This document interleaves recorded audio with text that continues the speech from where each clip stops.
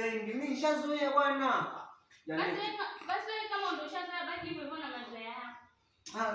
Janeti hapo unajua nini? Kaka nikasema wewe mke bora Janeti, kama nitakuoa ukiwa nyumbani unakuwa na niliu na familia mzuri.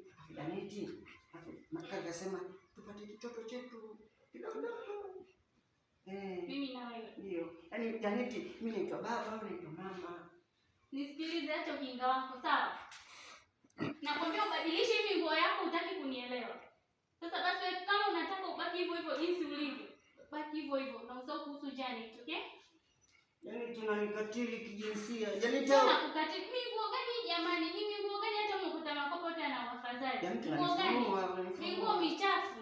Ona. Cheki. Namna hiyo. Janeti, wakati wa kijinsia kabisa. Janeti unajua mimi nikiambia hivi napendeza. Ila Janeti unanibania. Janeti tunajua mama wako bwana. Janeti unajua